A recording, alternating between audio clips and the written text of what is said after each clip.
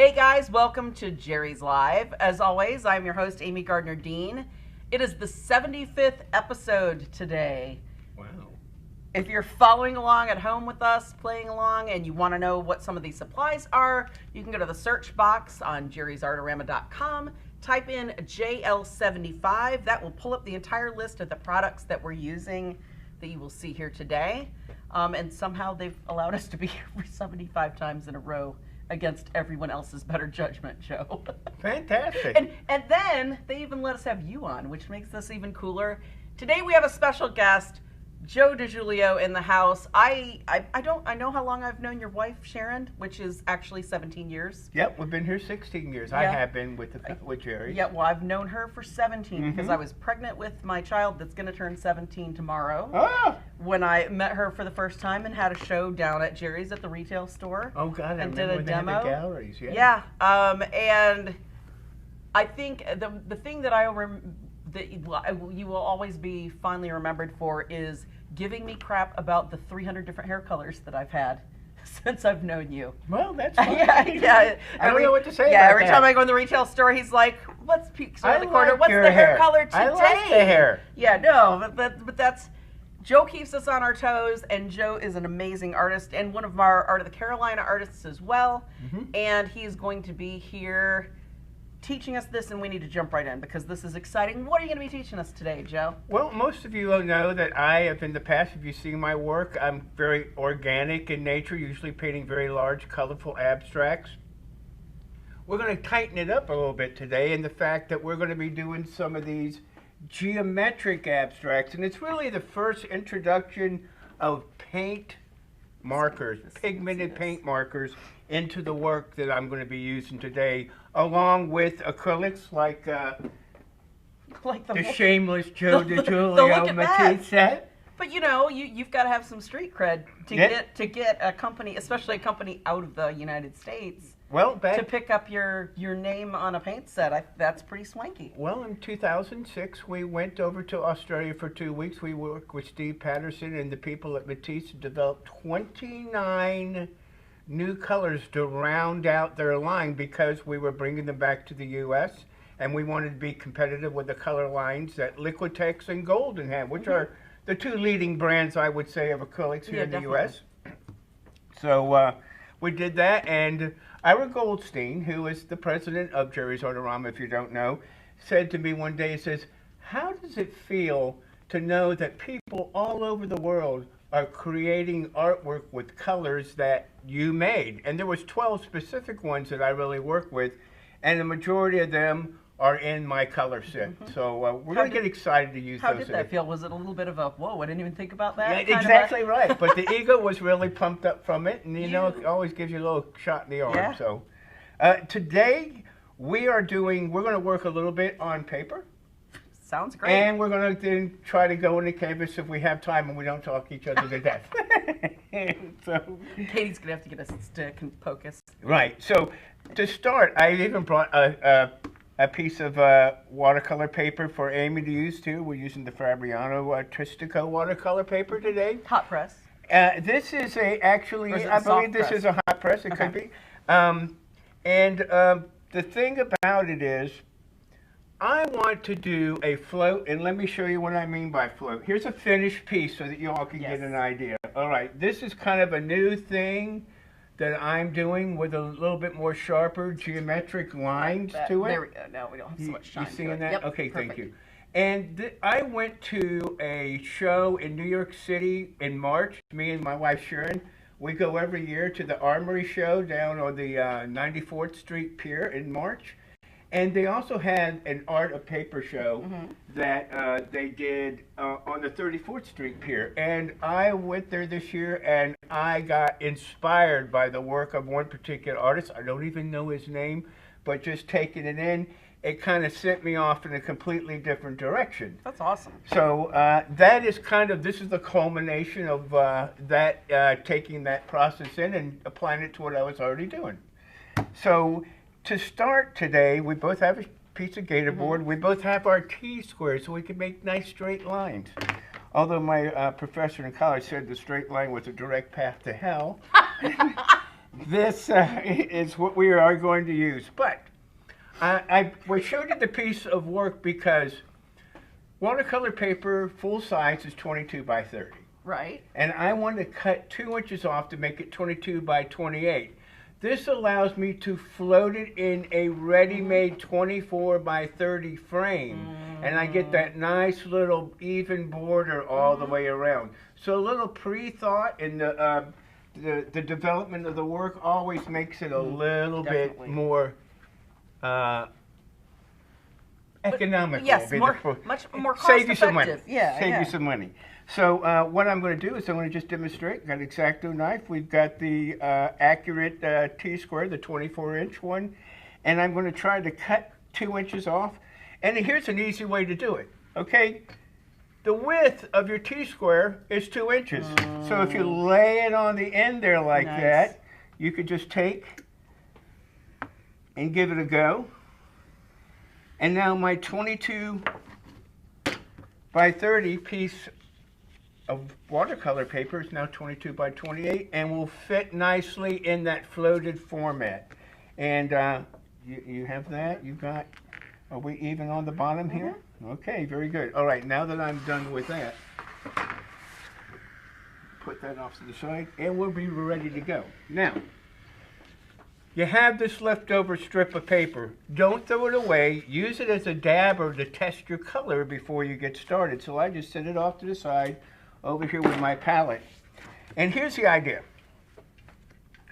I have been working with this linear kind of arrangement, and the thing that's been in my mind was the rule of thirds. Do you want me to explain that? Or yes. You had a great explanation for it earlier. Well, the rule of thirds is something that people want to get very, scientific about and long-winded. It's a tic-tac-toe board. Exactly. And you don't put stuff right in the middle. Right. That's the whole idea. What we're doing is we're going to lay out a composition. We want it to be effective to the eye, but we don't want it to be right in the middle if you're center of focus, because then it will kind of look like a target or very stagnant. Or just a bad high school portrait. Like, right, bad senior portrait, right in the middle. Just, you're the portrait artist, so I can see where you would come from that. So, my idea was I'm taking these pigmented markers. We have the Sony line of paint pens or pigmented markers that are in our catalog, and there's a number of pens. New Amsterdam, Liquitex, Golden doesn't make them, I don't think. No. But another one that is in all of the Jerry's retail stores is Posca. And those are the kind of pens I'm going to be working partially with, because we have a broad tip, we have a narrow tip, and we have a big jumbo tip. So we're going to have 3 different widths in our linear elements. Okay? All right. So to get started, I'm not going to draw a tic-tac-toe line on there. Right. Yes, it's in your head. There's one for you. Line. Yes, I'm just using that as our basic idea. Oh, that's silver. It's a black one. Oh, is that white? That's white. That's white. Oh, Amy's got to put tape down. I know, because I'll bump it and move it, and then my lines will be not. Because that's how I roll. What I did is I cut the. I don't know if they could see that at home or not, but I try to keep the paper not being on the edge. Right. I line it up here. Yes. Then I know my gator board is square, and everyone should know what gator board is. If you're a watercolor artist, they should know what gator board is. It's a lightweight board that you can use and carry with you everywhere. We've talked about it in a few things, and even just it's good to have for anything, even for doing drawings, because you can do it at your easel, tape it or clip it to this. It gives you a lot of different options. It's a great opportunity for plein air use too, if you're a watercolor artist or a drawer or whatever, because it's just super lightweight. All right, so I'm using it today because I just like these for a surface whenever I'm doing anything on paper, even painting too. Now that I have this, I know that I'm going to go 1/3, 1/3, 1/3, 1/3, 1/3, 1/3, almost 9 equal boxes. Well, we're not going to get technically that perfect. We're going to arrange some lines that create a focal point where if you had it, as you said, a tic-tac-toe, where the lines intersect is a great place for a focal point. You see, we've kind of got a third here, a third here, and a third here. Mind you, it's not an exact science. We don't want to be exact. We want a little juxtaposition, and that's going to allow us to do that. So you can see we've kind of got 1/3 here, this kind of bluer or cooler area, and then 2/3 of this warmer area. So that is kind of how we're going to create this particular process that I've been doing here recently. So to get started, it's all it is. It's just making a few linear elements, and I'm not thinking like, oh my God, that's 4 inches, that's 6. It doesn't matter. I'm just laying out some linear elements. You see, it's just that easy. Now it doesn't go all the way. What will I do? I'm only going to make a partial line. Oh. Maybe this is going to come all the way down. Maybe it isn't. I'm going to move it. That looks good. I'll draw another line. It's all arbitrary. There's not an exact science. Maybe some crisscross lines. Maybe this doesn't go all the way across. I feel like Mr. Rogers. Maybe just, or like Bob Ross? Yeah, thank you. It's a happy little line, though. Yeah, it's just a happy little line. It goes, I don't know exactly where it goes. I think he looks real happy right here. Right. All right, so we have that. All right? All Let right. you do a few there. And while Amy's making her marks, I just wanted to take the liberty of what I did earlier, and you can see where I just drew out some different lines just so that you could see how this process is working. And that in itself is somewhat interesting. And you notice that none of the lines are the same equidistance. I try to, in order to create an interesting effect, the areas that it creates where the lines intersect, I would like the volume of that area to be very different. Some maybe are the same, some are not, because in a way that kind of helps me decide, oh, these 3 here are the same kind of thickness. Right. I'm going to make all 3 of them blue. Right. You know, it sort of helps me with my color picking process. But there's no rights or wrongs. There's only techniques. So it's just a matter of going out, drawing some arbitrary lines. But we have a focal point in that thirded area. I might add some lines to it later on. You see she's kind of doing a completely different process. So I'm excited to see somebody else, their take on what I've been doing. But I just wanted to have one so you can kind of see as we go along. What weight of paper is that you're working on? This is a 140-pound hot press Fabriano Artistico. However, that's a pretty top quality paper. This can also be done on Fabriano's Studio line, which is more of their student grade paper. Partial cotton, what, 20% cotton? Yeah, I believe so. think? Instead of the Artistico, which is 100% cotton. But you know, I want to be able to frame these up, put them in a nice gallery, so I try to use the best quality, I think. Not to mention that Fabriano helps me out by sending me some paper every now and then, so I got that going for me. Name drop them a little more often. Well, next time I see him at the Carolinas, I'll say, hey, did you see that, Jerry? Yeah. Okay. Fabriano, you say? Yes, Fabriano. From our good friends at Savoir-Faire. So, let's see. She's doing that. Now, I'm going to spice it up a little bit. She's got the black marker. I'm going to take out the red marker. Uh-oh. And we'll do some of that lines. And see, this is fun. And it's, oh, I like what she's doing better than what I'm doing. As I just drug it along the wet paint's going on that. That's correct. That is correct. There is nothing that at this stage of the game that can't be fixed, because we're using these linear elements. We're going to fill in some of the color, maybe with some scribble scrabble, maybe with some texture, maybe just with a nice smooth coat of paint. But whatever goes in there, at the end, I will go back and also reestablish these lines again, so that they kind of block in any places where maybe your paint went over the black line or the red line, so it fixes it. That's what I do love about using these markers, and that the opacity of them can cover up something from a previous layer. All right. Woo. And the thing is, I want to stay away from looking too stained glassy. You know what I mean? I do want color introduced, but I want it to still be interesting as well. Sorry. Sorry, everyone. Ow. I know. No, that was fine. Wasn't the chalkboard. I'm going to do something bold. I'm going out of here. Uh-oh. But I'm using straight lines. Oh my gosh. What? Yeah. Stop. You masher. Now, if I was really wanted to be, you know, a perfectionist and I wanted to drop in the color and not mess up anything, I could use some blue painter's tape to kind of give me that really sharp, crisp line on there. If you're going to use blue painter's tape, which is by a company which you all should be familiar with, when you purchase that roll, look for the cardboard core on the inside of it. Instead of being the white core, get the one that's an orange core.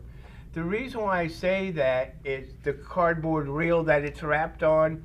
I want the orange one because that is for delicate surfaces, and it will release off the paper without it taking any of the paper fiber with it, as opposed to just regular blue painter's tape that you can get in any big box, you know, Home Depot or Lowe's or what have you. All right. That's good to know. Yeah, so that's an important point that I learned the hard way. Anyway, okay. Can I have another color? Do you want a red or what would you like? I don't know. Pick one. Let's look at one that's got a good tip. I just grabbed a bunch. Okay. Oh, yeah. Big fat one. Oh, that's a good one. Oh, yeah. Okay. Oh, I like that. Oh, there's a dark blue. Can I have the dark blue? Is Yes, you're going to do. Oh, look, and the tip is good. Yeah, that's I just saw that. I opened the red one, and that tip was a little bit smashed. Yeah, but the cool thing is they can be taken down and be replaced, which most of these markers can. All right, this one I've not tried before, but I'm excited because it's a really thick line. And very weighty, so I hope it works nicely. And if it gets messy, I don't care, because instead of being so tight and crisp like we saw on the canvas, I can go back to the herky-jerky, typical Joe DiGiulio work.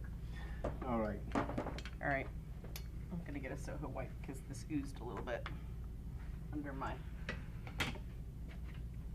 What happened? It oozed a little bit. Katie, can you get me some I don't want to bother him. Thank you. Oh, I smeared. Yeah, see? It's very juicy, and I think I pushed. Oh, no, that's fine. Because you're going to paint again, and then we'll put the line over. And once you paint, that paint is going to not it won't bleed anymore. Okay. Because it's drinking into the paper. But once we have the paint on it, and we go to a line over, you'll be good to go. Thank you. Well done. Okay. It's like I was a soccer goalie or something. Okay. All right. I'm watching her drop that. Maybe I only go that far. No, I have to go all the way to... nervous. Yeah, these are acrylic markers, correct? Yes. Because I don't smell any scent coming off of them. Well, I think there's a little bit, but it's not xylene. Oh yeah, there's no xylene in this. Which is the one that's kind of... Yeah, that's not. This is not that's working for me. That's making class because revisited. There we go. Are you having issues, Joe? I need tissues for my issues. It's like National Geographic up over here. Oh, hey, I forgot we were live here. So, yes, like Amy was just demonstrating, you do get some paint on there, and the Soho brush. These wipes are fabulous to remove it immediately, and it doesn't take the paint that's you know, that shows the markings on the rulers. So that was what I liked about it. Like I could get some other things, and you see that it's just taking it and it will come right off. So when I do another color and it leaches onto the ruler, it will not have a residue that we can get the residue off. I guess is the best way of explaining that. And then also the old apron technique. Yeah, that's what I just did on my dress. All right. Now I'm just making some bunch of herky-jerky lines. It doesn't really matter.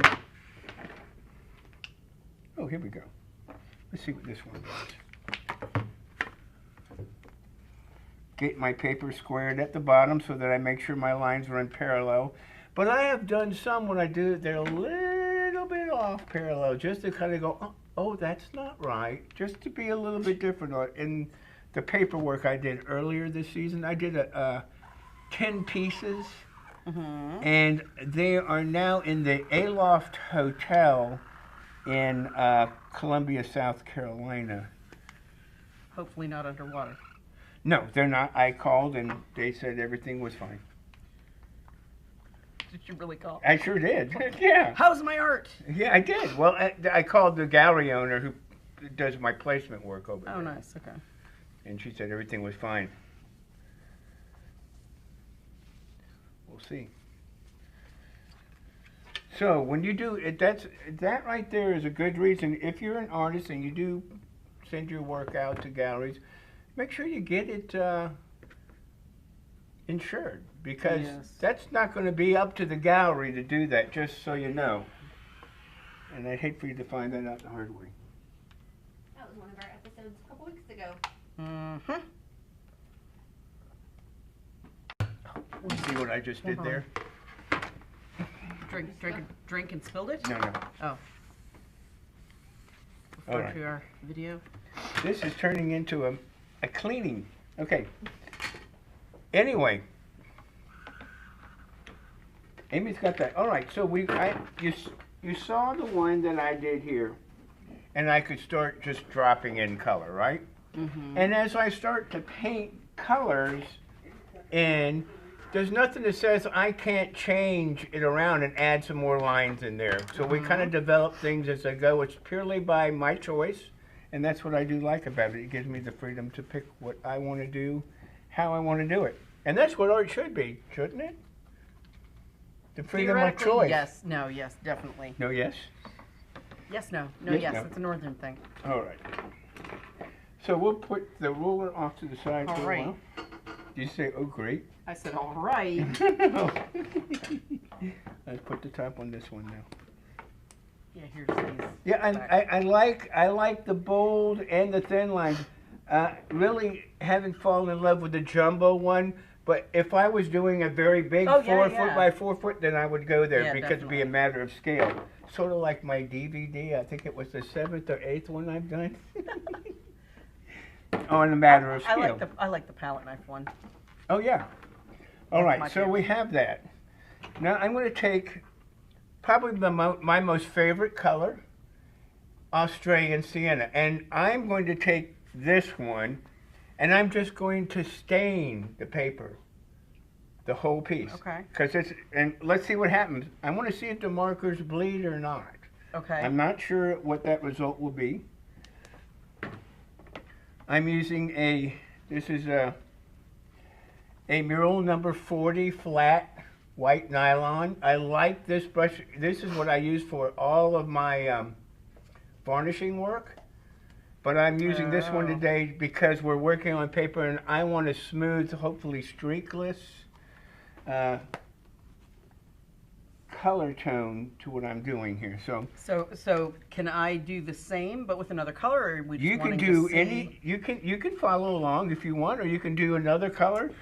But I would encourage the initial color to be a transparent one. Yes, I was kind of eyeing that green over there. Southern Ocean blue. That's not transparent enough. It is. This is a no, the Southern Ocean blue isn't. Oh, the Southern Ocean blue is fantastic. For tinting over this? Yes, but what you want to do is make sure that you add enough water to it to reduce it, because it is highly staining. Yes, definitely. And those are the two fantastic ones. Without looking, I was like, that's got to be phthalo. Which do you? I don't know. I would go with this one because this is my second go-to. If I'm not doing something in this color, I'm toning it with that. But light, because you're already working in a blue. So if you want, you could just drop in some spots of that tone if you like. It's a free for all. There's not really any rules. It's like, I like this color, I'm putting it here. And you know what? Never tell him it's a free-for-all. If That's you where the don't trouble like- starts, Joe. If you don't like it, you Doesn't it, just Katie? cover it up. All right. But you can see from this right here that I'm not worried about getting it on the board. That's what the board's for. In fact, one day I've got so many of these boards at home, I'll use the boards and do a retrospective. But the main part is because you have the board, it's easy to turn it around and get to it so I can brush in a manner that will be nice, continuous line. In other words, I'm not going like this. I want it, the streaks, if there's any, to all be the same way. Yeah, there you go. You see with it diluted, and you could even do almost like a bleeding watercolor blue technique if you want. How would you do that? Well, first thing you would do is you do the line of the area with just water. Once that's done, maybe we'll even experiment with it. Exactly. That's what what I was, as soon as I put it on, I was like, oh, I should have just done that first. Well, we'll just do that in another area. Okay. My voice is going weird. You're 13 again! I Or got Mickey Mouse. excited. One of those two. But this is, this workshop that I'm going to be doing at Art of the Carolinas will be an all-day workshop, and it will be a lot of fun because it just gives you the chance to explore what you want to do, and I'll be there to help you along the way to give you some ideas, so when you get caught or something like that, I can say, hey, why don't you try this? And that really will be a marvelous time. I certainly hope it will, and I hope to see you there. I'll be there. Of course you will. I think we'll all be there. You'll be changed to the Yeah. Katie Katie will be your smiling face at the registration desk reception with area when you check in. But you see, I can just go right up to that line. It don't have to be perfect because that black line is going to be a barrier for that Right. light stain to go over, and I don't have to be perfect with it. Now, okay, let's see. I've got that area kind of done. Okay, so I'm doing this area by default. And Just what- flashed it. When I was a kid, I used to do these scribble, scrabble kind of things. I'd take a pencil and I'd go all around my paper, right? I used to love doing that. And then I would color in the different areas. And the rule was you weren't allowed to let the same color touch itself. In other words, if I had this here, I couldn't put it right next to it. It'd have to skip over one. I just did that last week. See?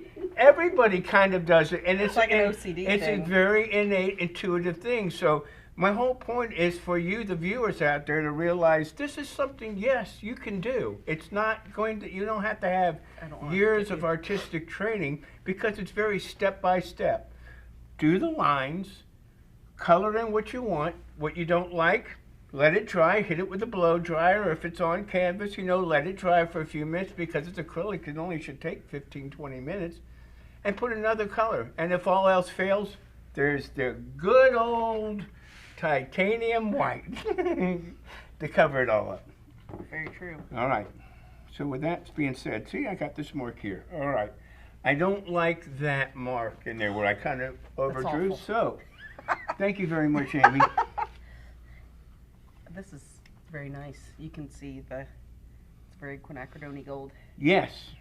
But what I'll do is I'll do a dab of white and I'll make Dab of this it. transparent paint now an opaque paint. And what it will do is I'm still going to have it white or light, yeah? But it will now, hopefully I can get it to cover that area. And it might take me a coat or two, but I'll cover that area or the area I didn't want. And I'm pushing I don't know if you can see. What I do, instead of going like this, I want to push the brush forward so I get that color right on the tip edge. Shall we do a little bit further over? Okay. Do it in the, kind of. towards All right. here. What I want you to see, most of the time we go like this, picking up the paint. In this case, when I'm trying to get this edge real sharp, I'm going to push the brush and what I call front loading it, all right? Front load the brush here so the paint is on the tip and not in the belly. And I can kind of Yep, place it and then pull it. pull it away and get it that opacity at what you need. And it might be, okay, I still see it peeking through a little bit, but I pulled it away there. I can eventually get it. I have to find my white. It might require a little more white. And if it varies the tone of the color, I don't really care because it's all kind of a free-flowing thing.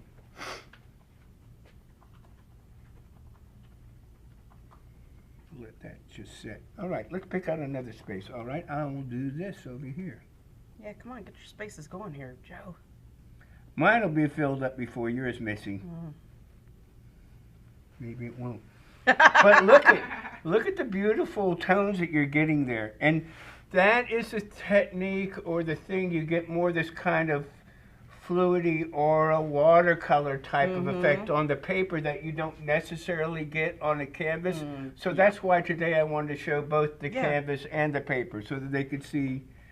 Yeah, it's nice because it's making some granulating happen over here. And just about everybody can get a sheet of paper. You know, sometimes we might not have canvas available to us.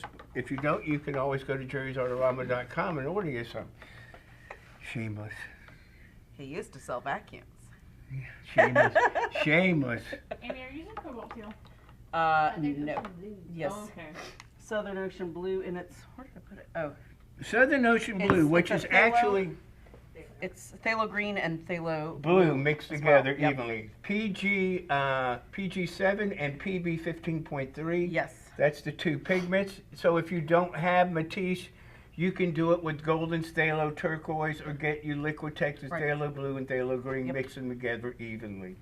Both will do it. They're all which doesn't mean it will turn out exactly like this because everybody's formulation is slightly different, but it's going to be in the ballpark. That's correct.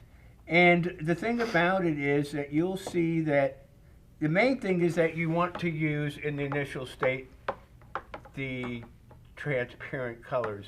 And anything that says phthalo or quinacridone are great synthetic transparent colors because like in my other process that I teach the layering of transparents, then darks, then opaques, then transparents, darks, opaques, and I'm building up layers. So on paper, this is...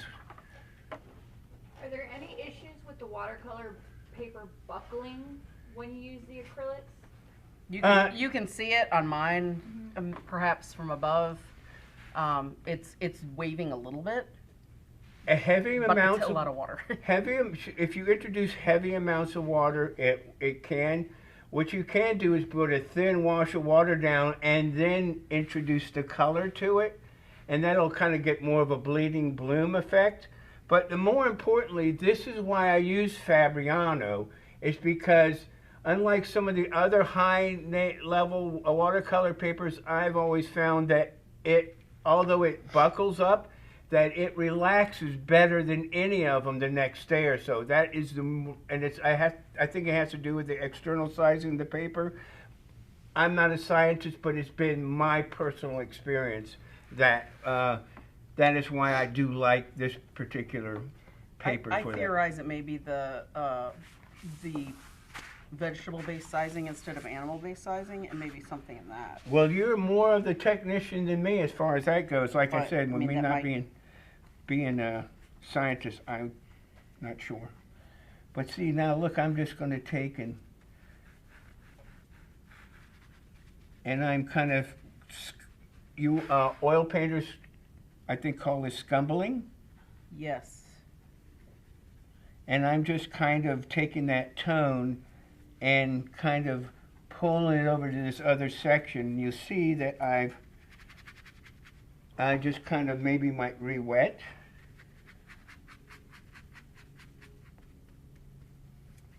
That's nice. Do you think a glazing medium would work as well as water, better or worse?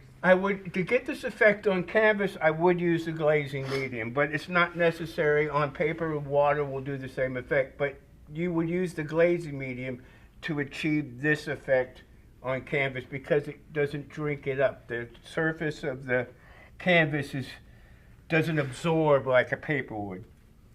All right? Hopefully I think that answered that. Okay.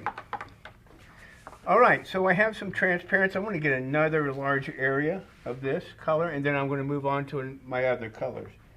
I love, when I'm working with Australian sienna, you have the Southern Ocean blue, but I like a dark, and in my set I use Prussian blue, because the Prussian blue is my black, because it almost reads as black, and you'll see as we go along what I'm talking about.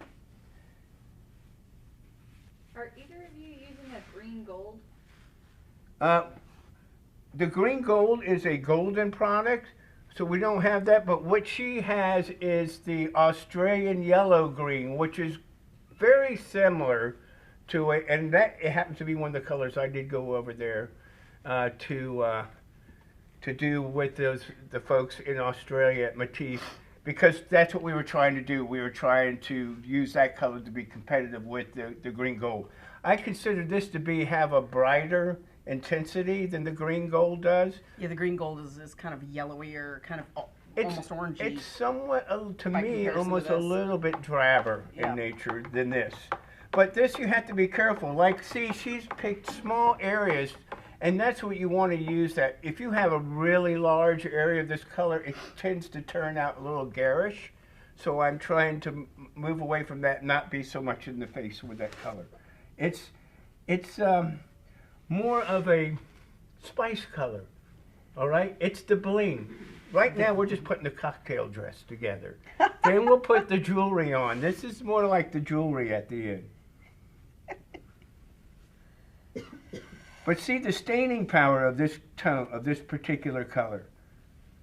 It can go from a very dark to this almost like a yellow. This is why I love this Australian sienna, my favorite of all the colors. All right, now that I actually have worked this backwards today, haven't I? I certainly have. We'll have to stay with it that way. All right. Oh, what do we got in here? I don't. There must be something. Oh, it's sludge. Oh, nice. Nice job of cleaning. Oh, that wasn't me. Yeah, we didn't I plan put water in it, but I did didn't not plan check that. there was sludge. Do you want my water bucket? This is clean. I'll throw it. Say what? I was flicking water on you. I know. We're just seeing if you're paying attention. Uh-huh. Say what? We're just seeing if you're I'm paying listening to him. I was. I'm trying. All right. Now, let's take a new color, okay? I like this. What's happening here? I like it. That's it. It's very nice. But what you have is actually, see, I'm going to do the warm, she's nice, doing yeah, the cool. yeah. I can go with that. Yeah. So,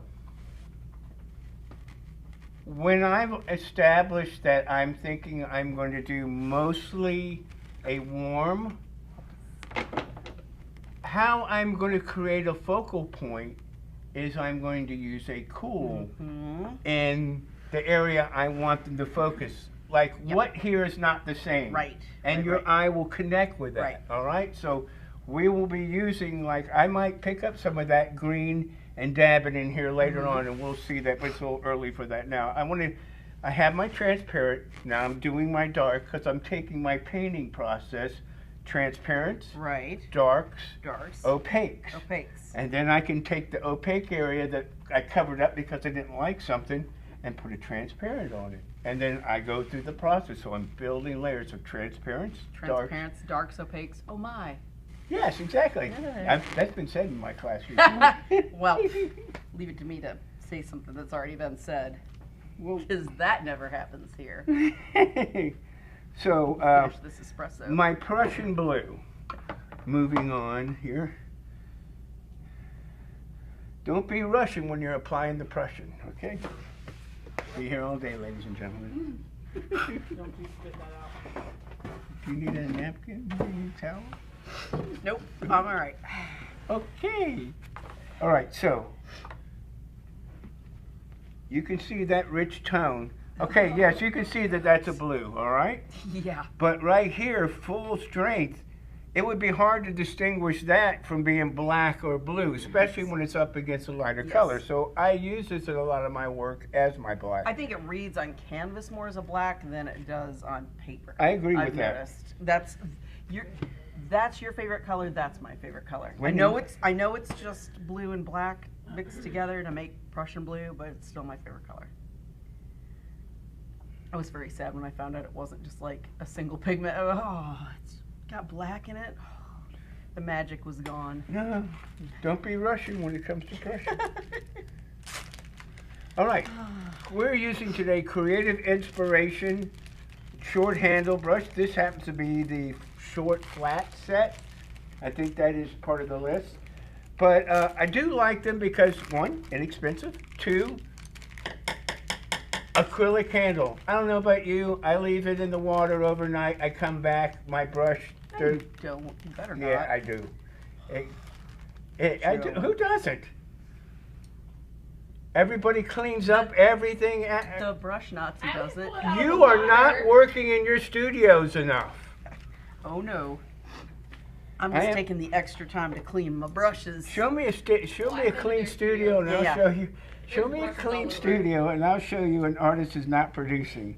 No, that's wrong, because there are a lot of classically trained, beautiful portrait artists that are meticulous. I know a gal. You don't want transfer. Do you dress up when you paint? No, I have shirts that have handprints all over them. I know people that will actually they dress up, put makeup on, do their hair to paint. It gets them in that, I don't know, that level of... The UPS man used to be terrified when I had a home studio if he had to deliver something. When I would come to the door the first time, he thought that I'd had an accident because I was covered with paint. Uh-oh. No, what? And then I went and looked in the mirror. I was like, oh, okay, well. That does read as black. Mm-hmm. Even on the paper. But that's nice and thick, too. Well, that's right. I'm putting it full strength exactly for that reason.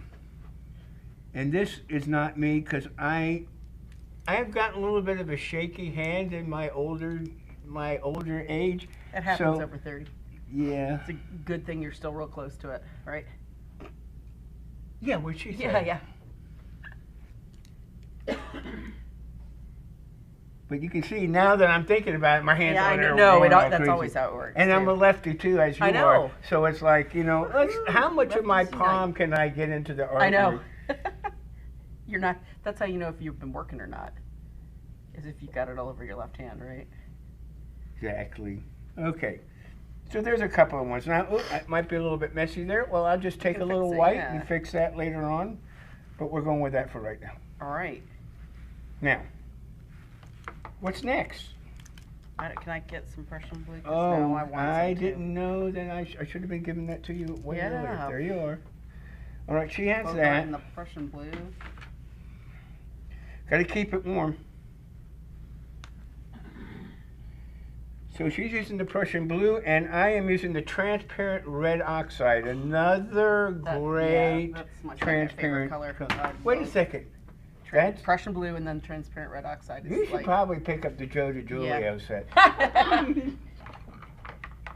Where would I get that from, though? Well, that'd be Jerry's Artarama.com.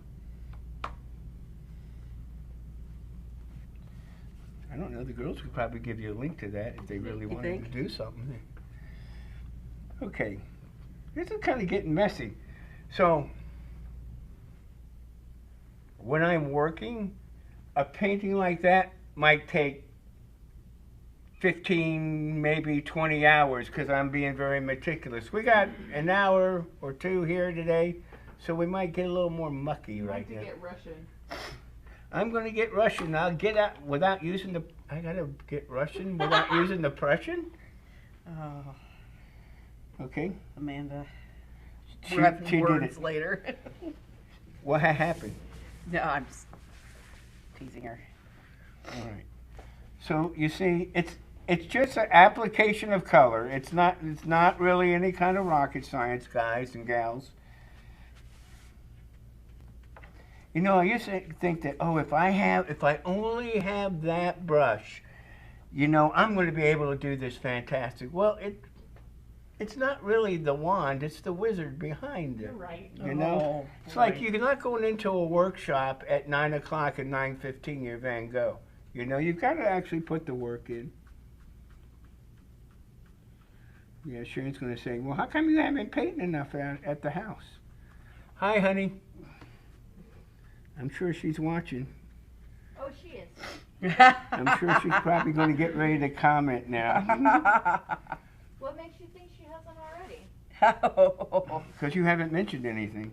That doesn't mean it. No, I was gonna say they're waiting. Oh God, like the tigers, chat, they're gonna that pounce. I chat know. room must be just I going know. off now. Yes. So I hope that everybody in your viewing area is survived the hurricane. We've had Yes. quite a bit where it was touch and go whether we were going to do this today, because heck, last week we didn't know if the building would be here. But we made it through, and everyone seems in this vicinity, we're located here in Raleigh, North Carolina, seems to be doing okay. Okay, so I introduce a little bit more darker, but it's still in the warm family, okay? Oh, look at that. Woo. Let's do another one of those. And then we can do a tertiary colors of mixing the two warm colors together to get us that third tone in between. And it's just plain picking, mixing, testing, working it. Hey, Joe. Yes. Brennan Day asked me to tell you that this is better than Neo Geo. Oh, Oh, Brennan, it is not better than Neo Geo. That sounds In like case you trash don't know, talk. Neo Geo is some of Brennan's artwork. But really, I mean, there's a bit of his influence here in the linear elements that he did. But he was doing this style that was very geometric in nature, some of his recent body of work.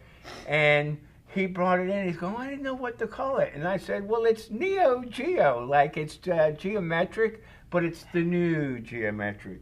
So there's the thought process on that term. Thank you for that compliment there, Brendan. And we're glad to see that you're watching today. What's that rusty color you're using right now? Rusty. Oh, This that hurts rusty my nail heart. That hurts is my heart. a red oxide. But more importantly, it's not just an ordinary red oxide. It's a Joseph DiGiulio created transparent red oxide. Transparent is the key. Funny thing happened. Matisse came out with that color, and I swear to God, a month or two later, Liquitex and Golden had a very similar color come out. So they've added the transparency into their lines. But the rusty color is great. And by the time it mixes with that, if I get some of that rusty color and mix it with the blue, it's going to be like this prison dirty. wall green. Yep, very dirty green. Yeah, It's with dirty. the bucket color, color of the water in your bucket. But the thing about that, it's not just junk. There's use for a color like that, because what you can do when you have that color, it's that tertiary tone that is a soft, muted, quiet tone that you can incorporate in the outer edges. I want sharp, brilliant color what I want you to see, and as my eye moves away from the area that I want you to look at, I will mute the colors. So maybe I'll just take some bucket water and do some staining. That was a good idea. So we got this kind of green mucky bucket water, right? Is that yuck it? Is that the official term? Green muddy. I'm going to go with water, yuck it. I don't want, you know. Is that going to be an It's gonna addition? be in addition to the It's DiGiulio. yuck it green as opposed to the other one I'm thinking of. I don't care green. Are you with me? Oh yeah, that's funny. But see, all right. Instead of staining the water, just using stained clean water, right, to kind of get that absorbing, bloomy watercolor effect, I could just use some of the dirty bucket water. Here's what I know. It is in perfect harmony with the colors Yeah. you're using because it's the colors made you're from using? the colors you're using. Yeah. What? Blasphemy.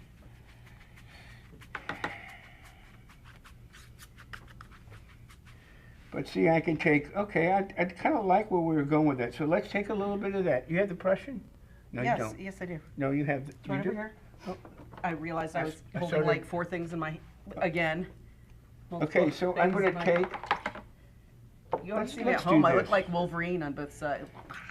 I'll bring this over to where you can see it. I'm going to pull this out and get a cleaner sheet of paper. I want to I'm see gonna what my take- yucca water looks like. Okay. How's Well, I it don't really want to throw this out, so I'm going to just set this back here. yeah, Don't lean on it, because, oh, that was not good. Oh, Joe. Here, Soho wipe. Maybe, I'm going to throw it away now. You can't see. He just got it all over his frame. Here. Yeah, I got it all maybe, over. maybe move it off to the side so it doesn't. I threw it away. It garbage now. Yeah, let's move this This is Yeah. off to the perfect. side. Yeah, Perhaps. Oh, Oh, there's still Move blue. the frame. Here, blue, still. There we go. All right. she's cleaned it for us. Thank you. All right, now, Sad when I'm the not messy one here. that's sad. Yeah, A well, little, no, yeah. it's unprecedented because it's usually me. Like I said, I'm the one leaving the brush in the dirty water, yeah? Okay, so I've got some of this contaminated, I have some of this contaminated Prussian blue and the transparent red oxide that I had on my palette. I wanted to get a new sheet of paper and I didn't want to throw it away. So I'm going to take this, I'll blend it together, a little dab of water, and let's introduce a little white, but I'm not going to put the white right in the middle of it. Let me see if I can slide this a little bit here. I think you can get it in the shot now. Okay, so I have that. I'm going to Yes. put the white off to the side here, right? And now instead of the white in here, you'll make a pile of paint that way. Let's take what I have on the brush and introduce it to the white over here separately. And it makes this god-awful This sounds drabby green. like But a you know what? Tinder date You're gone thinking wrong. that might be ugly, but how many of you walls in your living room are painted that color? You know? This is just another tone of I that. like that color. It is a great color Very because it's a soft color and it will work with the composition. Let's see how it does. You know what would look nice with that? The unbleached titanium that I'm going to steal from you. I know, that's my favorite. I love This the is my Australian white. colors. They're so pretty.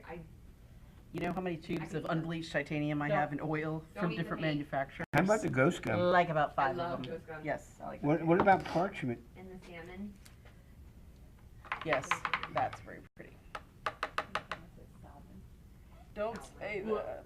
What are some of your favorite colors out Yeah. there? No? Yeah, ask Bonnie. We already know what Patty's is, copper. I like shiny things. Oh, this If is you had pretty. gold on yours, Amy, I would fight for it. I like blue and glitter. Blue and what? Glitter. Anything sparkly or shiny. Some go shine. I think if I were a bird, I'd be a magpie. I don't even know where to put this. I'm just like, I like this. No colors. Eeny, Hey, meeny, Joe. miny, No, moe. it's Yeah. touching. What are your top 3 tips for people who are starting to paint with acrylics in this style? Let me think. Good question. Meanwhile, some of our favorites are Australian gum tree, Yeah, yellows and great green color. undertones, purple and yellow, turquoise and teal. Well, I went to East Carolina, so I have a propensity for purple Yeah. and gold. But it's got to be the right ones. Dioxazine purple is huge, has a huge stain content, so you've got to back it off a little Yeah, bit. it's not with red a- enough for. Well, a dab of white, just a dab, will not lavender it too much. It'll just make it like, oh, that's purple, not dark, not black, because it is so highly concentrated. And I should speak about that because that's really the one that I find myself using of those color tones. Okay. This is really working god awful. I'm not sure I like that, so. You know, Joe. And it's because I'm being too tight with it. Sometimes you just have to kind of get a little mucky. But you go, oh, that doesn't look good. When this dries, I'm going to reintroduce those lines. Don't forget, the lines are going to come back in. Once the lines are back in, it's going to be fabulous. Right? Fabulous. Fabulous. Fabulous. Okay. Now, yeah. That. Oh, crap. She did it. I did. I somehow Okay. have every color. So, in my- is anybody out there painting also? Are you working while we're working? Or are you just observing? Or are you just drinking some wine? What? They're all watching and enjoying, and nobody's asking questions. It's really odd. We're all mesmerized, I think. Yeah. Mm-hmm. Do I have them mesmerized? Or are they all just still underwater? Zombified. Oh, yeah. No, they're all watching, mesmerized, watching the color go on.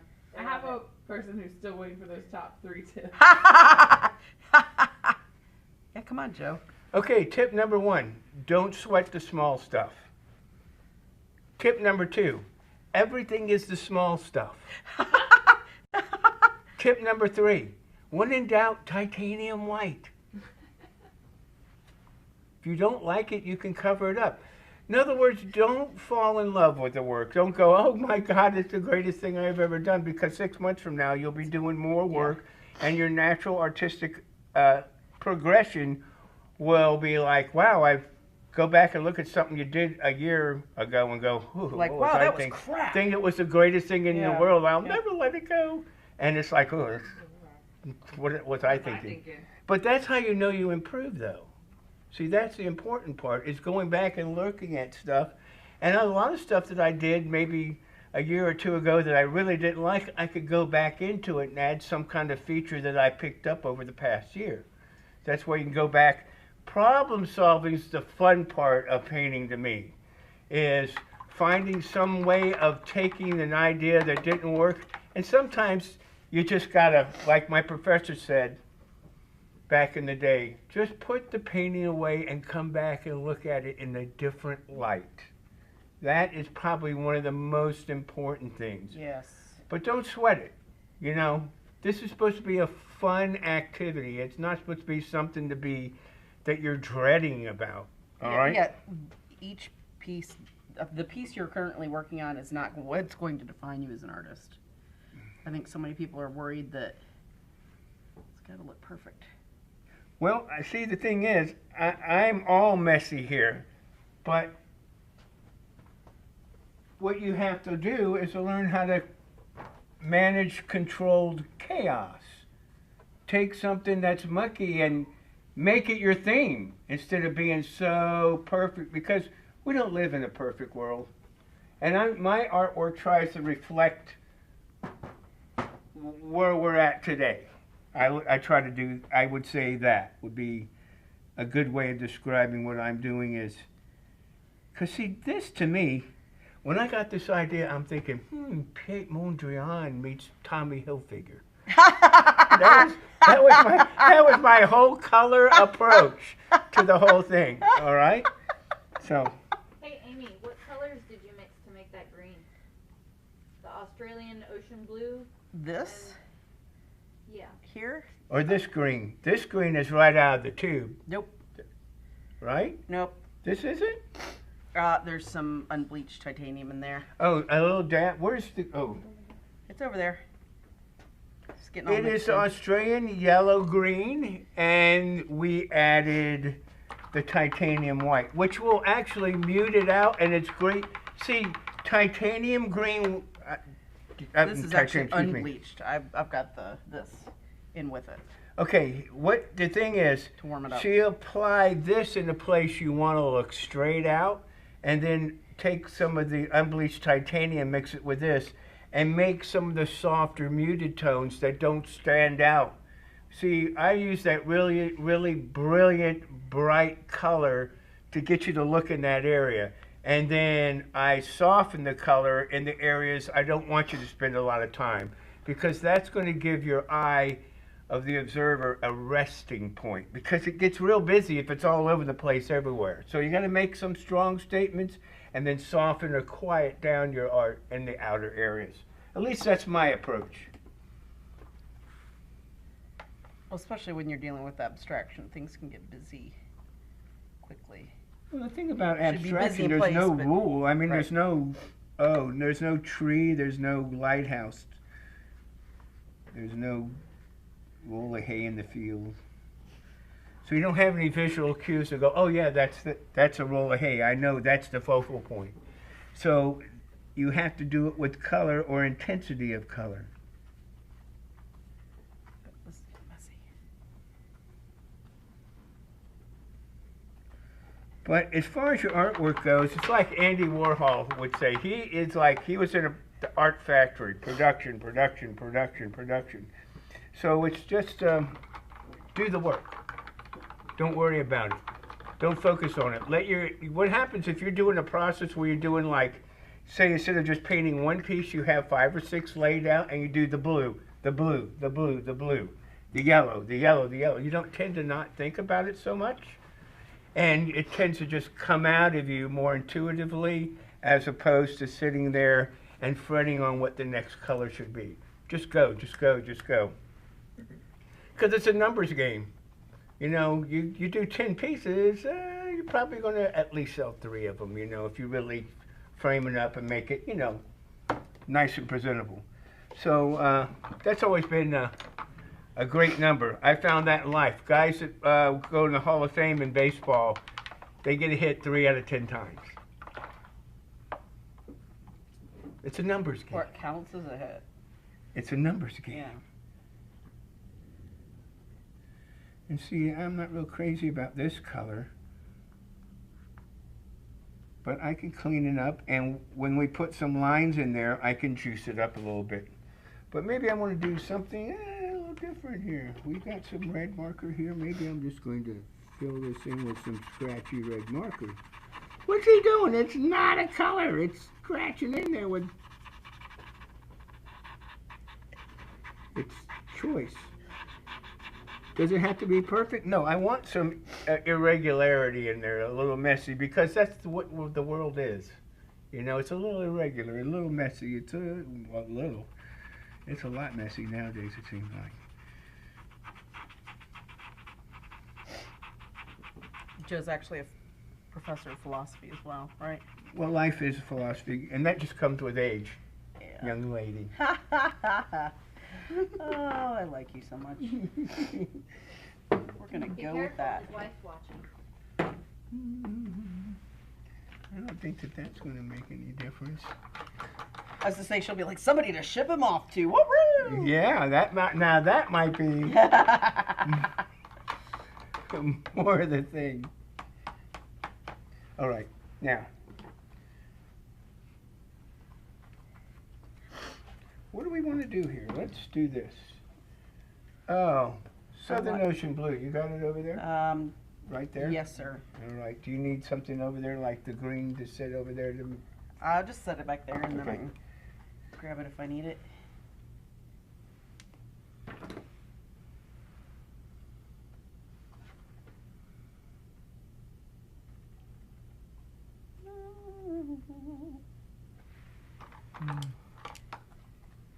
So how many workshops are you doing at AOC? I'm doing 3. 3. And we've got, on the first day, my classic abstracts. If you're a basic and you have not, ooh, I like that. If you're, it's the basic startup. If you've not had a lot of painting or exposure to abstraction, the first day's class is great for you because it's free flowing. It's just you finding out who you are. That's kind of what we do in that class. I'm adding a little titanium white to this. And I will need to get some clean water too at some time. If you got one of you all from back in there can help us with that. So the first day is more like the classic beginner's abstracting class. It's organic. We do everything. And then the next day, the Friday class, which is this, is the geometric. So we go from a very loose, organic, free-flowing, find-yourself kind of day to a more sharper edge, but still develop some of this colorful freeness. This is because this is a great class for choices. Okay. And then the final class is all about intuition. On Saturday's class is the speed painting class, where we're working solely on paper, and we're going to be doing 20-minute drawing class. It's almost like figure drawings, except not doing figures. We're doing abstracts. Set a timer. So you don't have time to think about it and go, oh, should I have done this? Should I have done that? No, you don't have to do any of that. It's just, and it really helps people to find who they are. See, that's the bad thing about AOC. Yeah, you want I've got to a demo, like 3 so or I 4 can't days. take. Yeah, I got a demo, so I can't take the workshops. Thank you so much. Well, the great thing about the premium that you get with Art of the Carolinas is having so many artists under one roof. Usually you go, oh, I want to take a workshop from this guy. I want to take a work from this guy. Well, I got to go take their class. I got to get a hotel room. I got to drive to wherever I'm going, take his class. And I got to come home and then, oh, I want to do this guy. Well, 2 weeks later, you got to go get another hotel room.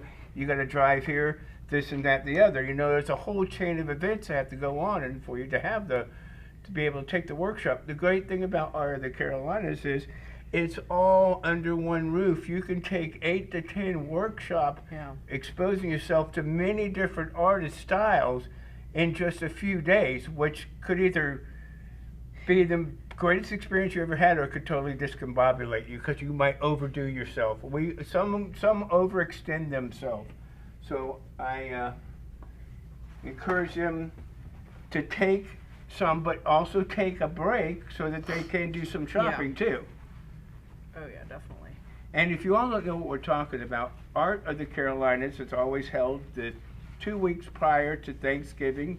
This year it's November 9th through, I think, 11th, 9th, 10th, 11th. Might have workshops. Is it the workshops on the 8th or the 9th? I know that Thursday. It's 8th, 9th, 10th. Here's what you need to know. Katie? Look on your calendar where Thanksgiving is. It's always on a Thursday. Look 2 Thursdays before that. That's the beginning of Art of the Carolinas, always around Veterans Day. Classes start on the 8th. Classes start on the 8th. That's Thursday. Thank you, Sharon. I know that. Was it Sharon or Risha's Frida? 9th, 10th, and Oh, it's 11th Frida. workshops You just start got on the 8th. evil eye. Oh, very good. Evil eye. What's that? Frida gave you the evil eye. What? Because it was Frida looked it up, I think. Oh. You said thank you, Sharon, and she was like, Oh, looked well, I at you thought like, it was my wife chiming in. She's probably over us already. I think she was channeling herself through me. Oh, Ah, Probably. that's what had Be happened. careful with that. Mm-hmm. That could get you. Okay. So we're doing all these kind of crazy colors. Now, maybe I want to do something mucky. I don't want to be all perfect. You don't have to do this. You carry what you're doing is good. But I'm going to actually introduce. I don't know if we had this on the list. This might have been something that I forgot about. But it is the Jerry's Jumbo Jet Black Pencil. I think I left it off, didn't I? Might have. And because I know I didn't bring one, and I found one right here. It's one of my favorite marking tools because I like to kind of take and make some lines in here from time to time where I'm going to muck up a little bit. Like the one. Like the earlier one, yes. So it might be that I'm just going to use it to scribble something in, or maybe I just want to start getting a little bit looser. What is he doing? He's ruining it. I love it how he turns into an angry grandmother. What is he doing? What happened? Joseph. Well, that's the great thing about it. You can kind of do whatever you want here. But getting it mucked up a little bit is kind of fun. But it also kind of gives it a little more character to the piece. Something a little bit different. And it kind of loosens me up that I don't feel so restricted. Because I find when I'm painting and making the serious, sharp edges on everything, I can do it for a couple hours and I have to break because I get tight. neck muscles starting to get sore. So anyway, try a little something different. Why not?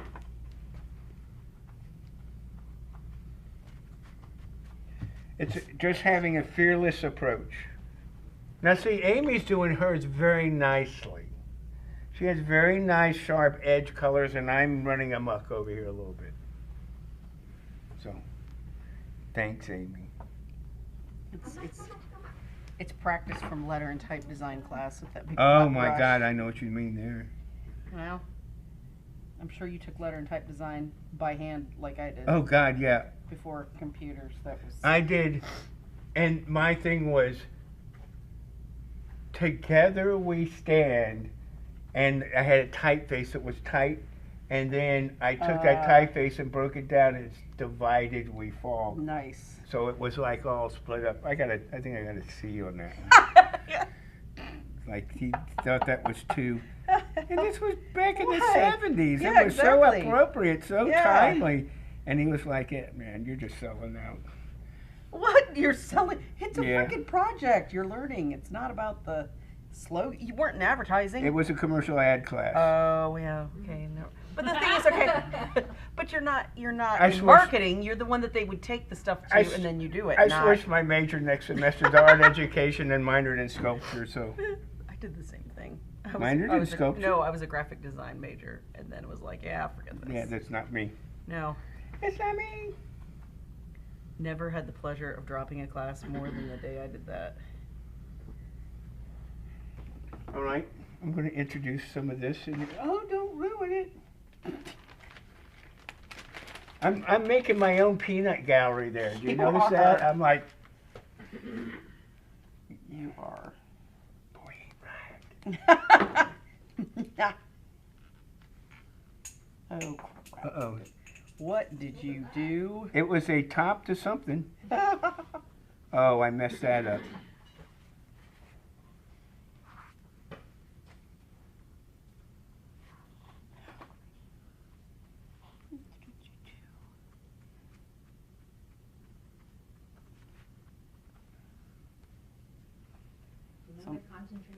Well, we're really know. quiet now.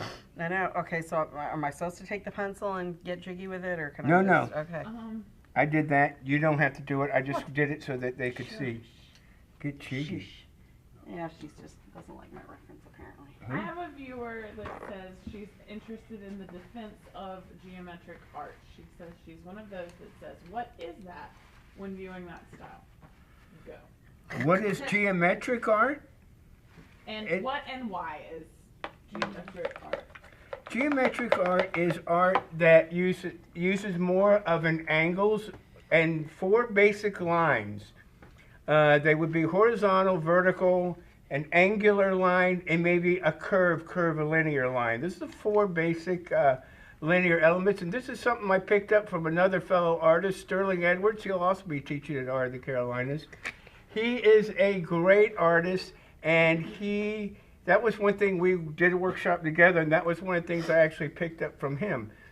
Using geometric basically is a hard edge or an angular line, as opposed to a more loose or organic, maybe floral flowing kind of composition. So that's what and basically it's only my self-association. It's not written in stone, so to speak, okay? It's the geometry, I'm thinking geometry, right angles, things of that nature when I'm talking about geometric. And this, if you're familiar with my art, you can see the juxtaposition of this compared to my more organic art. You can just go to DiGiulioStudios.com to view that, and you'll be able to see that work. So you can see the difference. A little bell for this one. I know. See how many rings we could get by the end of the... Sometimes What, we like have Trader to, Joe's? type up our Yeah, Trader Joe, I'm the original Trader Joe. But see now, I'm just going to take full strength this titanium and just pull it on out. I like that. What you just did. What? Smudge it. Omar wants to know how you place the lines to be the most aesthetically pleasing. Is there any rule for the placement? Yes, we probably came in the Yes. middle. We addressed that at the very beginning. And Omar, it's the rule of thirds. It might be something you want to look up, but basically it's the what pattern? It's your tic-tac-toe. There you go. It's if you put like a format and you divided your paper horizontally and vertically in thirds with a linear element, it would give you like a tic-tac-toe format. Landscape artists do use it. Let's say in this case here, you would have 1/3 land, 2/3 sky, or 2/3 land, 1/3 sky. You could have that in the portrait format or in the landscape format. And when we talk about the rule of third, it's trying to determine a focal point in your work. I'm going to have most of the interest right here, because where the tic-tac-toe, kind of, if you had those lines, if we laid an overlay of the tic-tac-toe on top of the piece, there would be 4 places where lines intersect. Pick one of them, make that your focal point, and develop outward. In other words, a landscape artist, the barn is not in the middle of the picture if it's a good.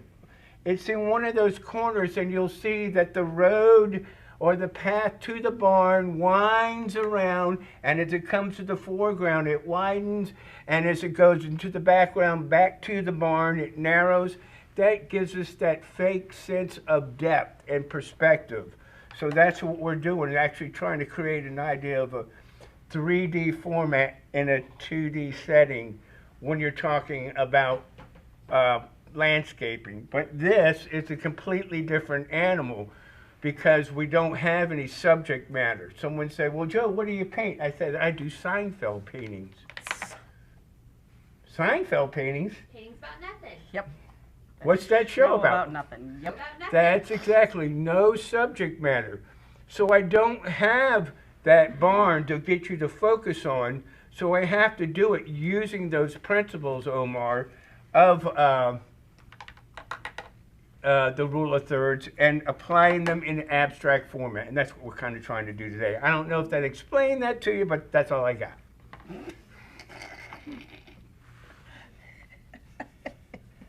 It is what it is. That's fantastic. Okay. Now, what can I do to justice? Oh, let's take.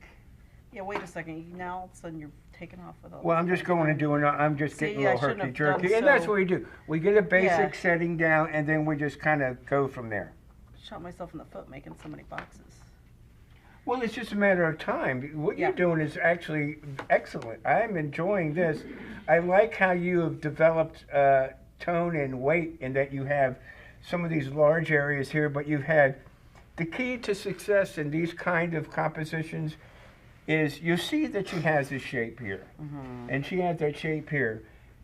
You can have the same shapes, but the critical part, I think, to the success of this kind of work is to vary the volume of the shapes. They can be squares, they can be triangles, but if everything is this same thing, it's just a boring checkerboard. I could have big squares outside and come to my focal point and use the size of the volume of the shape I create to almost kind of compress or to give you the idea of condensing, or maybe the idea of falling back into space because they get smaller, larger in the foreground, smaller in the background.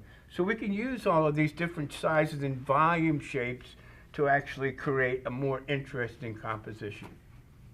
That makes sense? Everybody with me on that? Joe, Omar, I hope I answered your question. Dan Nelson says a hearty amen from him. Well, Dan the man. Dan is a fantastic artist in any kind of medium one. And one thing I know that Dan said that I've always thought about, it's kept in my mind, and it comes to like when you're painting landscapes, you can use any colors that you want. It doesn't have to be real colors. Dan, this one's for you. Dan once said that, what is it? Let me think for a second. I don't want to mess it up. That color gets the credit that value deserves. Having the correct value I like that. is what makes it work. Putting any other kind of color you know, Definitely. it's just a matter of, if you have the right value, it doesn't matter what the color is. The sky can be purple Right. if it's the right tone and intensity of it. So Dan, thank you very much for watching. I hope I haven't messed up your credentials any. I think just admitting that you know him probably is. Yeah, I know. What are you going to do? It's out there, though. Now, so. I know. Well, he made the comment, right? Yeah, Dan, it's all your fault, Dan. April was asking if you ever have or would you add a rounded shape to this type of a painting, or do you stick purely to the geometrical angular shapes? That's a No, good question. round question. has a place.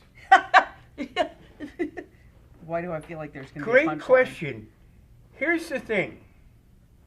If I've got a composition and everything is right and left, right angles, 90 degrees, 45 degrees, right? And then I introduce a circle, what is that circle going to become? The center of interest. It will be the focal point.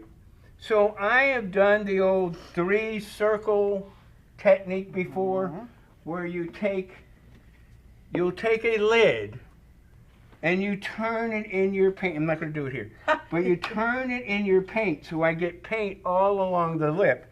I sit it down and I turn it, and I make a perfect ring there. 1, 2, 3. I might even do this here. Is that April? Yeah. It said that. Is that who it was? Yes, April. Yes, I might go there.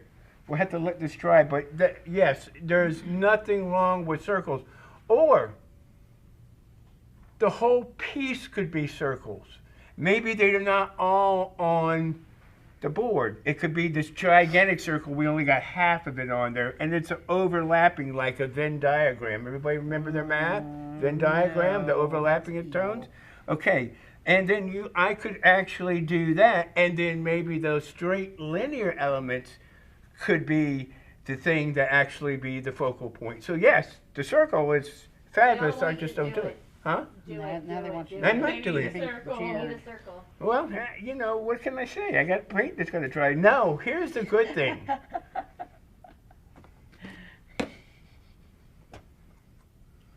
Picking. Where can I go? I really want to go right here, but this has to dry first. But instead, in this case today, I could use the marker to do my circle, right? Or if you have a compass, put the marker in a compass. You could do that too. But we're not ready to go there yet. And I always have 3 circles on all my work. Yes, well, you do. They're That's how we just know really dots, but That's how you know it's done. my signature. Amy, I hear the wheels turning. What? I can feel them Oh. turning. Oh man, I just splattered. I just splattered on my piece. Oh, that Oh, hurts shucks. so Do bad. that, Amy. No, Amy's staying under control. Okay, I can't look over there now because you did that. You know that. That killed me a little inside when you just did that. Why is that? It just. Because I kind of was a rule breaking. No, because it's like jazz. To me. I don't like jazz. You don't like jazz? No, God, no. That's why. Oh, we got on this too, Joe. Why? You can't notice that. Oh, Use now white. now I'm gonna cry. What was the first rule? Don't sweat the small stuff. Don't. And the What was second it? one is Everything is the small stuff. Give yourself a break, right? Okay. Now.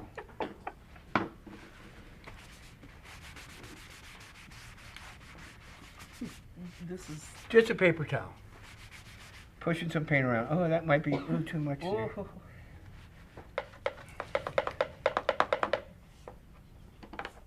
All right.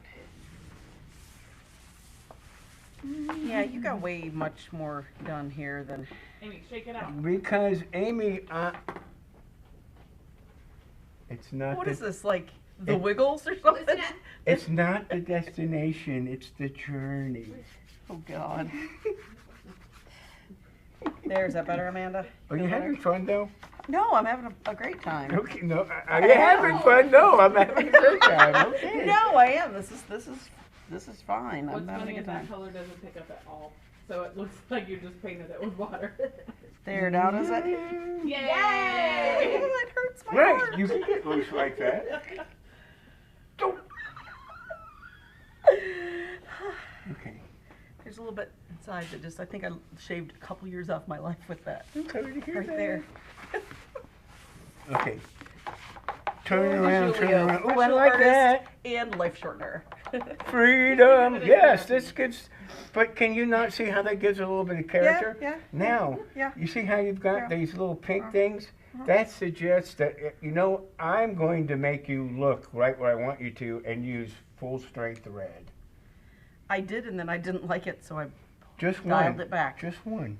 Just one. Just Okay. one. All right. That's what I'm thinking. All right. No? No, And I'm here. I am trying to find my white. Can you give it to Amy? Oh, thank you. I believe that's your white. Well, I should say the white. Everybody's really excited to try this at home, by the way. Well, I'm glad to hear it because it is something that you can do. It's,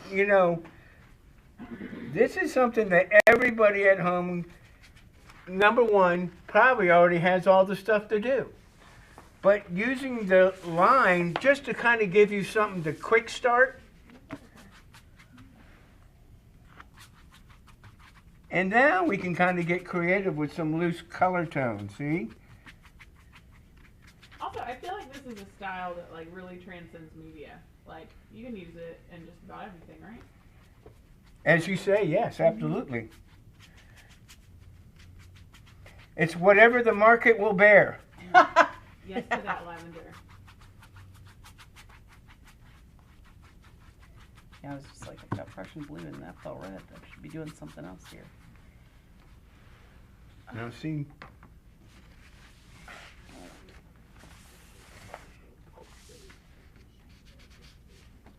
and see, I got a little white there. So what? To just get some more of this brown.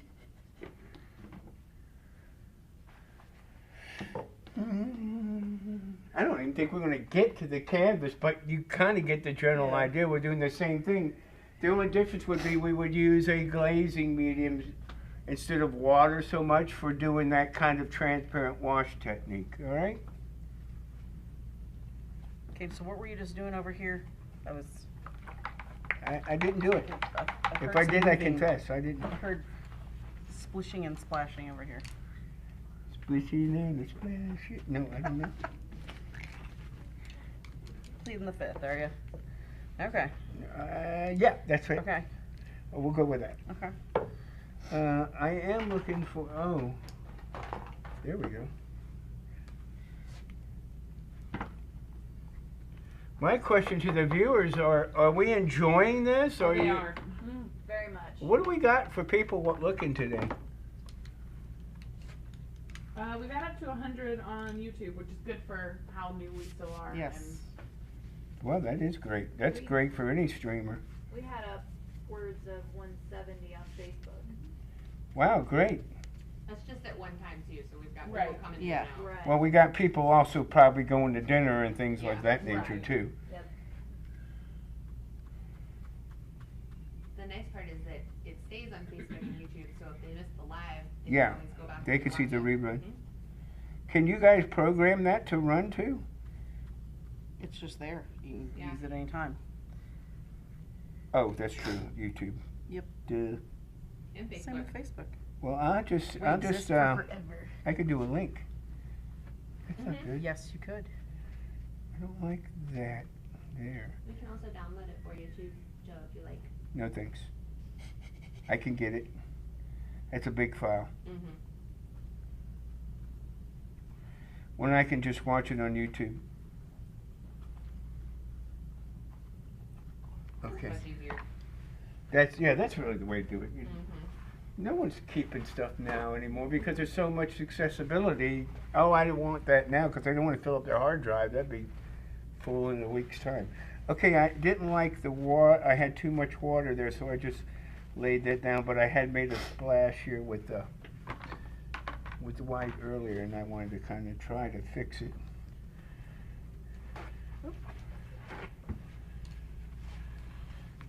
I like that strength, color strength there.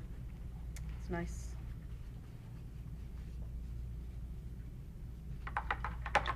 I like imperfection. I like a little bit of sloppiness, because that's kind of me. It's not sloppiness, it's the hand of the artist. Come on, you can get this blue here. Well, it keeps it from looking too stained glassy too, you know. Some people like that, some don't, so. As my mom would say, it gives it character. Patty and April have started a petition and would like to see metallic paint on one of those paintings. No worries. They want a metallic square I am not surprised. or rectangle. Any shape, really. We can do it, but you know what? It might not really be able, it might be hard to see. But they'll know it's there, and it will make them happy.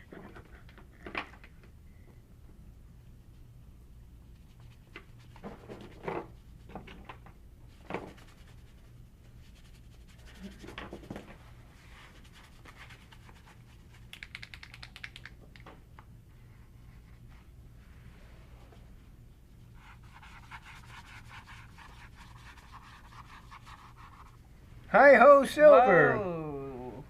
What? That's pretty. You needed a gold or copper on that hot. But what happens if I put that silver down, let it that's- dry, and then glaze over the top of that I don't know silver? what happens. We will see. You're not. Is that you don't know? One thing though, you see how I'm making these lines right here, right? And there's scratches. One thing that I like to do to kind of give consistency as a whole piece is make the angle of the scribble the same all the way. Yeah. Instead of doing a scribble here and then over here the scribble's going this way. It just gives some consistency, so it's like there was some thought put into it, okay? Spilled some paint. All right, so when we get further into this, we're gonna, Further? well, just, you're going back, we go back and clean up these marker lines once this is all dry, right? You Yeah, can, you can. Or you can leave Not it or- mucky. It doesn't really, it's a matter of choice. But Okay. yeah, I do want to get, so, what I feel like I need is, because we're getting ready to kind of wind down Yep. here, is, I call it we need to introduce the 75-25 rule. And that means 75 to 25, warm, cool, light, dark, that kind of idea. In other words, if you have everything warm, but that's fine too, do everything warm. When you say warm, I'm talking about yellows, reds, oranges, that kind of thing. Everything cool, some nice soft greens and maybe lavenders and stuff. I call those more like a cool color. Yes, don't get into the science of it. I know that there's a warm and a cool blue and a warm and a cool red, all that kind of stuff. But what I want you to do is to think in terms of 75-25. In other words, don't make it half, 50-50. Half of your whole composition to be warm, Right. and then the other 50% cool. When you don't have one color tone that kind of dominates, Yes. it makes it look busy. It's fighting. If they're constantly fighting with each other and busy.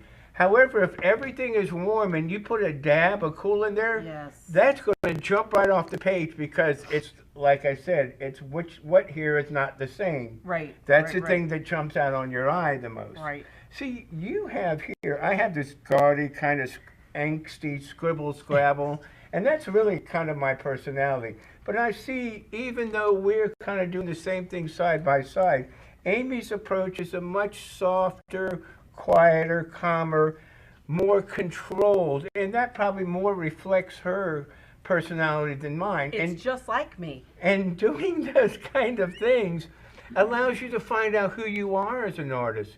Everybody has their own particular mark. Oh yeah. It is that comes out of you, the pencil to your hand, to the arm, to the mind. It is that movement that distinguishes who you are as an artist. And doing these things over and over, like I said, the Andy Warhol Yes. factory process really allows you, like a golfer with a golf swing, to develop that personal mark relationship between you and the brush or the pen or whatever. Right. So, I really like this little addition here. I Lobby like that. Well, I there. just like that there's like these 3 or 4 little tones that are up here, sort of like an echo of Yes. what's going on through the rest of it. So, yeah, I lost track of what I was saying, but I know I was going somewhere with this. In other words, what I like to get back what I was saying was that whether you want to run amok or whether you want to be pristine, do whatever feels good to you, because that is really going to help you establish and feel confident about what's coming out of you, because you've done enough work. You've got to put the work in. And this is a simple, easy exercise that allows just about anybody to really have a fun time and actually can come out with something that could be relatively frameable at least 3 out of 10 times. All right? Is this the silver? The silver, yes it is, I believe so. You open it up, there'll be no doubt. I knew that when I saw the tip. Yeah, All right. yeah, it's a silver. Okay. Who wanted the circles? Everyone. All right. Yep. They all want a circle, huh? I think it was April specifically that asked about the circles. Freaking April. But then everybody else agreed that she was right. Okay. April and her circle. There we go. Circles. Pardon me? Circles, but in a similar enough value where only the sheen defines them. You wear your circles? Yeah, because we can't see them. What? Did you draw them invisibly? Can you see it now? On the. There's Can my you see circle. the sheen? Mm-mm. What? What? Dang it! It's right here. Hold it up to the. I hope I don't mess up your... Okay, hold on. Oh. Sorry Oh, for. yeah. Hold on. Barely. But yeah. Well, dang it! It's like my signature. It's hidden. It's there, but it's hidden. It's a ghost. Trying to see if there's anywhere else that I can put them without feeling stressed out. I like Joe's bold circles. Yep. Bold. Not to be outdone. Smart Alec. I love how you get 2 totally different results from the same beginning. All right. Yeah. It's so neat to see kind of everybody. I mean, technically, it's all the same elements, too, like colors, everything, and There's that better. Can you see that? On the blue? Okay. There. Yeah. They couldn't Oh, see yeah. it and they were upset, so. Yeah, well, you know, we're here, you're there. Abby says to loosen up, Amy. No, but I Amy put is... circles on it! That's the whole thing. Against my better I'm the judgment. loosey-goosey. She's more the formal, soft, quiet, serene. That defined me to a T. Well, you know, hey. We're exploring new Yes. avenues sure. of There we go. expression. Yeah. Because I'm this serene linear thing is not and what I do. at all. clearly demure. Yeah, well, yeah, that's it. Demure. Yeah. we're a mess. Well, the wheels That, have, yes. the we wheels are. have come off, yes.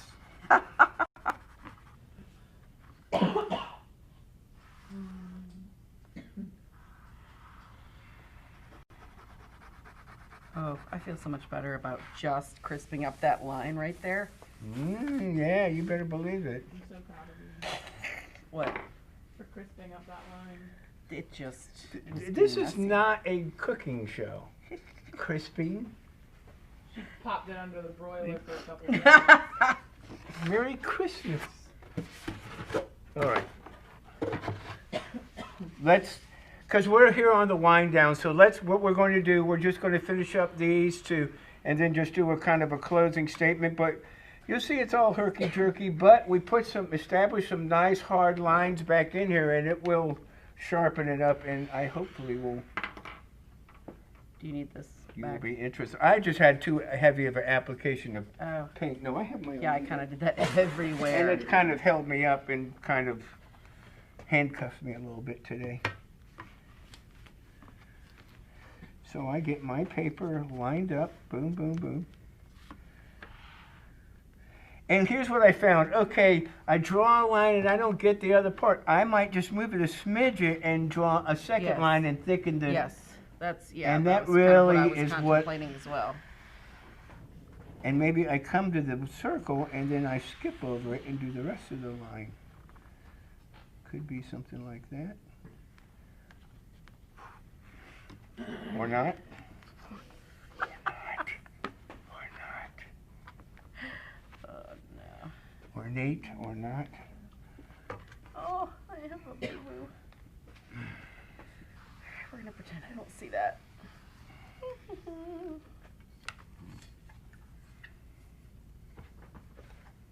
Okay, not to freehand that. That would be bad. There's still some stuff that's kind of But you too see- wet to do, Yeah. to fix. But you here. know, we're going to go ahead with it, although it might not be perfect. But we just want to see that when you get that hard line in there, how it really kind of pops the work back out a little bit. Ooh, that's got paint on it. I didn't do it. If I did, I confess.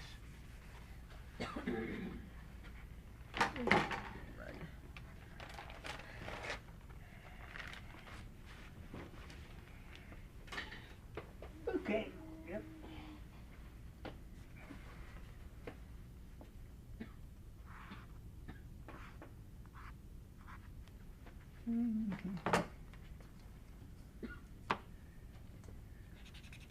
You all right, Amanda? You need water? I'm dying. Uh-oh. Uh-oh, what did I do with the top? There it is. Can you pass me the red marker? This one? Or this? Sure. This one is not really that great because it's... Oh, yeah, we don't want that one. Right.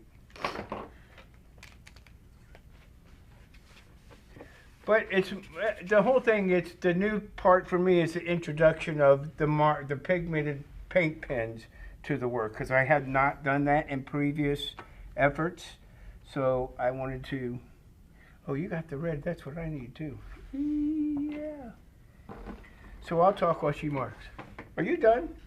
I just wanted to, Oh, pop it out. yeah. She popped it out. Yep. Okay, so I'm going to reestablish this red line.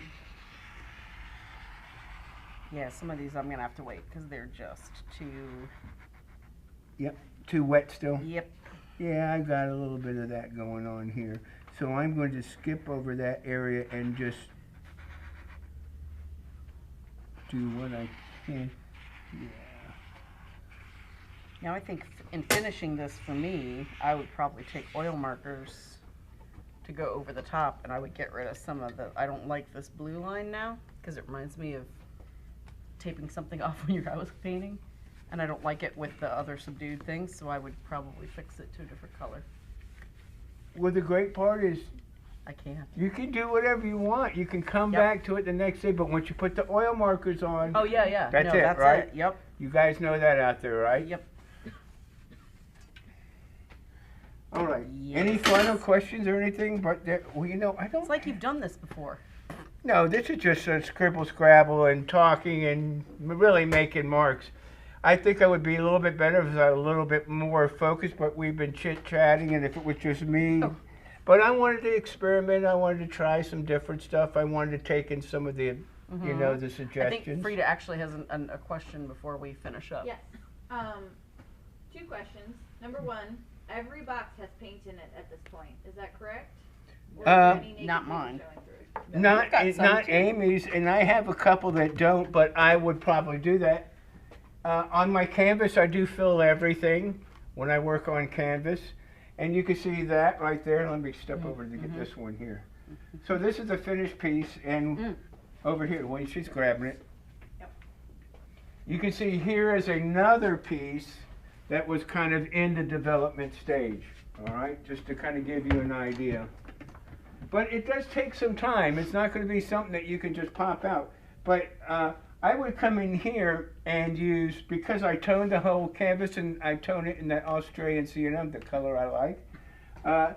I'd want to put some more interest in here with different color tones in the small box area. But a lot of this, I would maybe leave either a muted glazy wash like this, or maybe just itself, just to kind of make it so it's not all everything a solid opaque color, because then it just comes off as stained glassy. So that's kind of my story, and I'm sticking to it. And the second question is, how would you finish this piece? Would you varnish it? Spray Yes. varnish?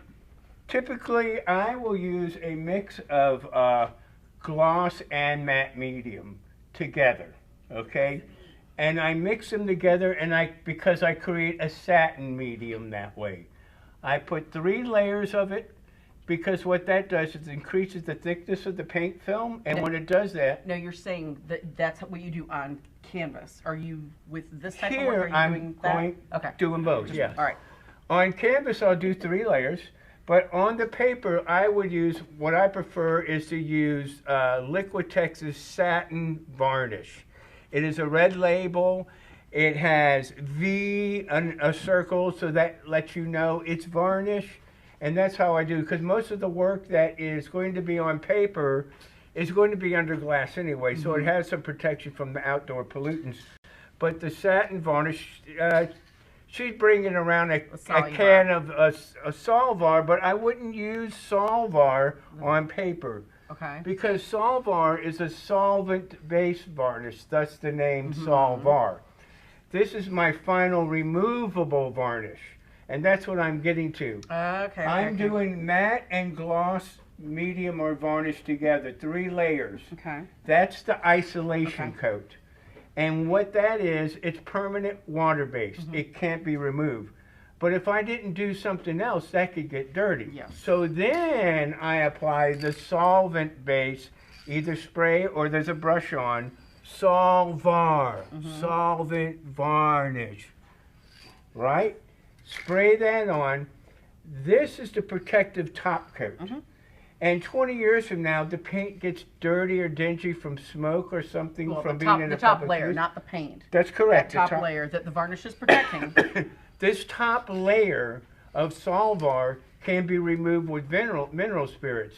And then the 3 layers that I put on underneath that, which I call the isolation coat, keeps from allowing me to gouge in and removing the paint. Thus the term isolation coat. Right, and the reason is because oil hardens, because that oil, as it dries, Through oxidation? becomes very, very hard. Acrylic, it stays very soft. So the reason you've got to have that isolation coat is and it's very porous. It protects it, seals it really well. So when you go to take that off with mineral spirits, it's not going to eat into your you can't penetrate into the paint film. And so that way they could clean the painting and apply another layer of this solvent-based varnish. That's why it's like, I always people get confused when they hear the word together, final and removable. Right. Because that's what they are. The final varnish layer should always be able to be removable so the painting can be clean. Because when you're doing work, I certainly hope that you want your paintings to be passed and not tossed. Yeah. Very true. What about Gambar? Same thing. Gambar is a brushable varnish, but it's an oil-based varnish. I would strictly use that only on oil paintings. Oh, you can use it over acrylic as well. You could. I've used it over it in Gam Blend. I would prefer to use a company that's making Liquitex acrylic. I would, you could, but I would think I'm going to have better results with that or Golden's MSA spray. MS, mineral spirits. MS.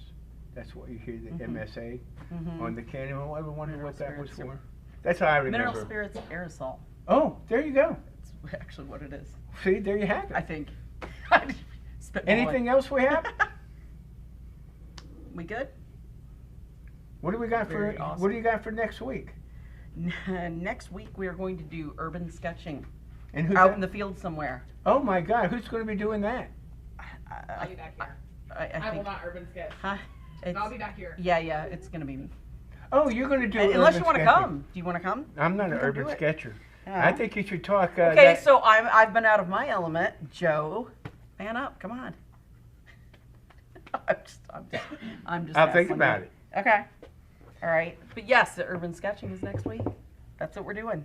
Okay, well, you can see today, this is kind of what we did, This is start awesome. to finish. Had a nice chit chat. I hope everybody at home has enjoyed what we showed them. I'm sure they have. They and this endured is yes. And this is a great way of Endured it? seeing what they can endured it. Yeah, there was That too. that was me. But now you can see what you can learn. You know, all this and so much more at one of your workshops where, you know, you've got the one-on-one attention with you going around. And Yeah, when you get stuck, I can help you to yes. kind of get your way out. Oh, I'm losing my voice. That Yep. must be I about know it's time about to that get- time. Yeah. So awesome. Thank you so much for coming and It's been my doing this pleasure. episode. This is My wonderful and yep. Here's to you all. Yes. Thank you guys for joining us and thank you, Joe, and we'll see you next week. Later.